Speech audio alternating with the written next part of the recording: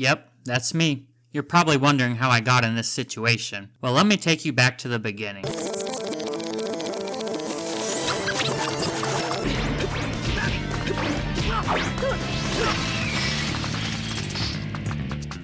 Hey guys, sorry about that cheesy intro. It's Sean Shoryuken! Again, today we're doing a follow-up video to my unique abilities in the Storm franchise video that a lot of people seem to like. And I thought, what better way to start this one off than showing off this cool ability that Haku had when they first added him into Naruto Storm Generations. So if you didn't figure it out, backdashing right before the final hit of his side combo will, for some reason, just stun lock the opponent. They can't move, they can't sub, they can't do anything. I'm not sure a lot of people know about this, but this was something I would actually try to do online against people back in the day when people were still playing this game, you know? The idea is you get the life lead, you catch them without subs, and then you try to freeze them permanently. And then at that point, hypothetically, you could let the timer run out, right? Now, it's pretty hard timing. It's pretty hard to time because if you mess up, it's a very finite window. You have to do it right before the cinematic happens. Otherwise, it'll just knock them down. Or worst case scenario, it might not even stun them for a second, right? And then you're losing out on a bunch of damage. But if you time this just right, you do effectively win the match. You can just let the timer drain out. You can hit them, but interestingly enough, the game won't let you do an ultimate jutsu. It's the only attack you can't do to them in this state. I don't know why. But you can either let the time run out, or you can use this to get a little bit of damage. You can use it to troll, jump over them, walk through them, whatever you want. But this is just one example of how, despite Naruto Storm being designed to be incredibly balanced and incredibly simplistic to pick up, there are various unique abilities like this that crept through anyway, that players discovered. And that's really where I think a lot of the fun from Naruto Storm comes from.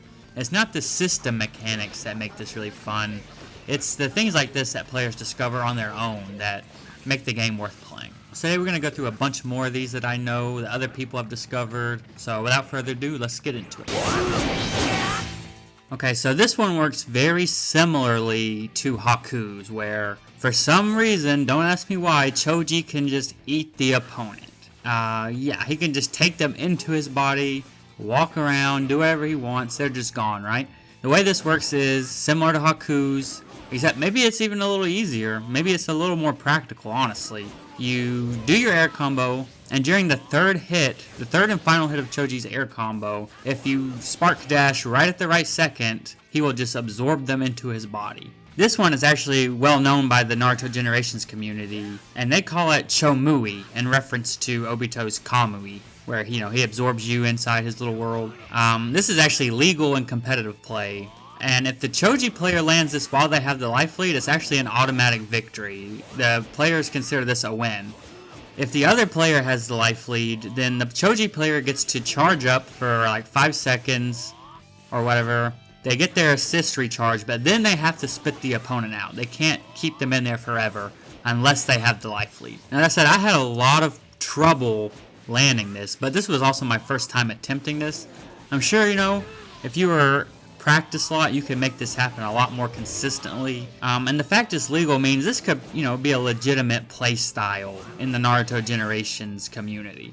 Like, you could specialize in Chomui if you wanted to. It's very similar, it's very reminiscent of, if you know anything about Smash Melee, how people will main ice climbers and use the wobble technique, which is where they grab you and they combo you infinitely, you know what I mean? That's his own play style that a lot of people specialize in. And they bring that playstyle to tournaments, it's what they're good at. They don't even play the game the regular way that most people would. This is like a very similar concept. And a lot of people do make comparisons between Generations and Melee, where there's a lot of unintentional game-breaking glitches that were actually welcomed by the community. And you know what, that was kind of fair too, because with Choji, he's really not all that great of a character.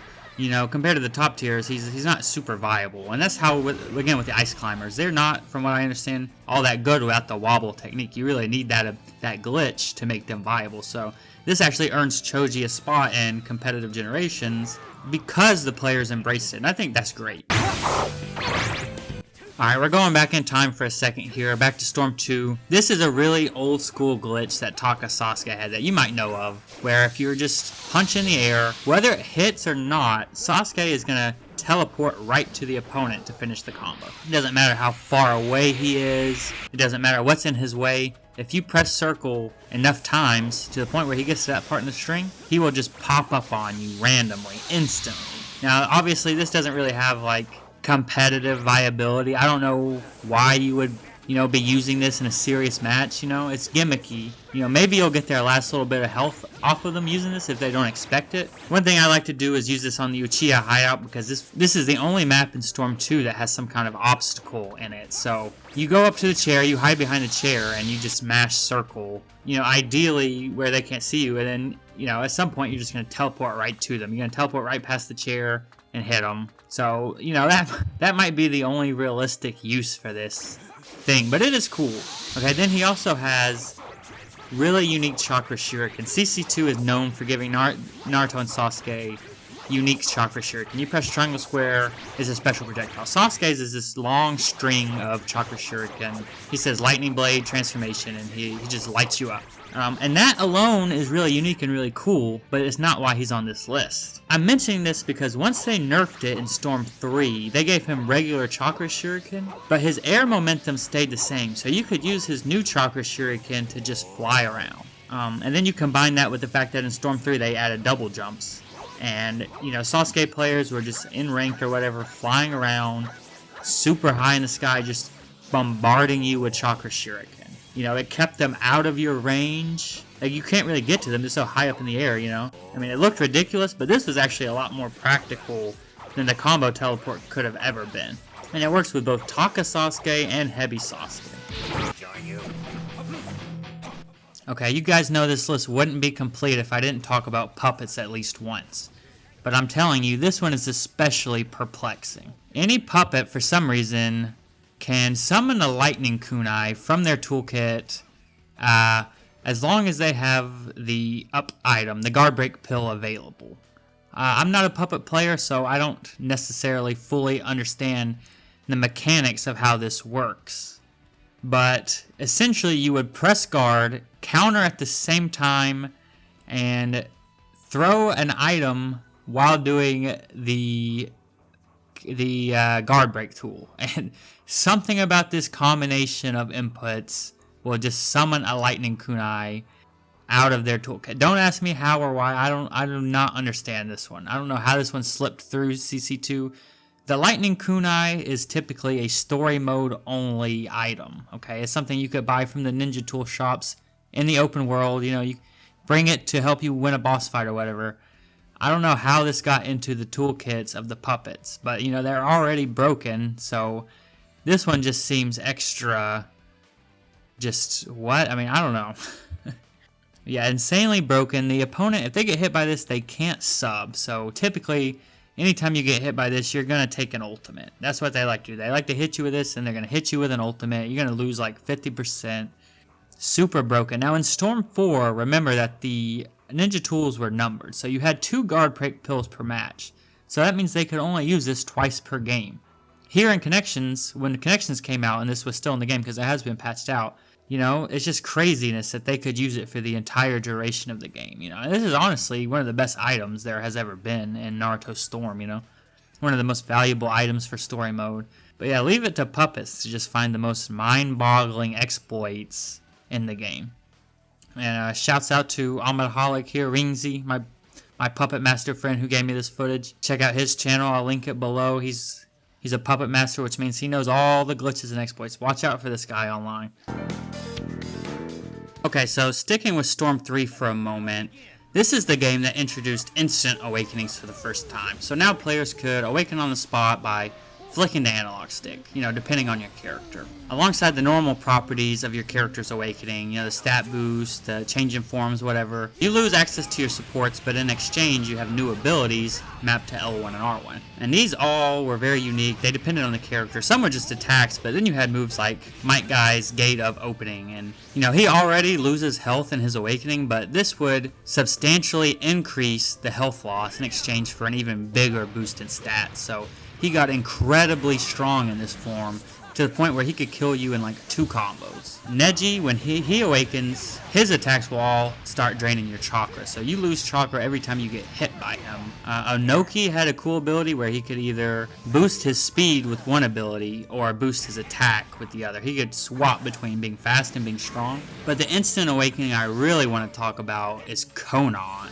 Her instant awakening will instantly give you these wings, and she becomes insanely fast, like the fastest character in the game. So her instant awakening game plan wasn't even about getting stronger, it wasn't about being more offensive, it was about playing more passively. Players would instant awaken with her and just run away for the entire game because no characters could keep up with her. I mean, even the fastest characters like Might Guy, you know, they have like the teleport dash, which is, you know, infamous for not really working as intended, you know? So there's practically no character that could catch her. She could just run away from you, get some distance, throw out some projectiles, and as soon as you get close, yeah, she's going to run away again. You know, and you keep in mind, there's some really big maps in this game, so this was a really effective playstyle if you just wanted to lame out your opponent.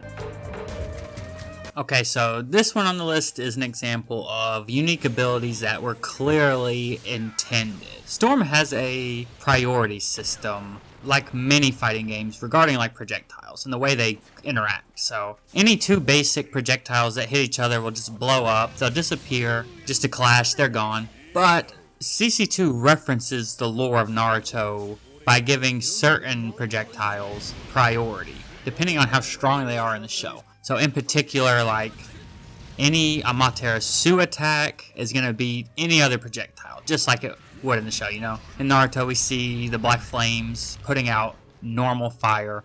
It works just like that in the game. And the only projectile type that can match Amaterasu is a tail beast bomb. So Naruto, Killer Bee, any of the Jinchuriki, they can all match Amaterasu. These types of projectiles will clash, while everything else will get beat.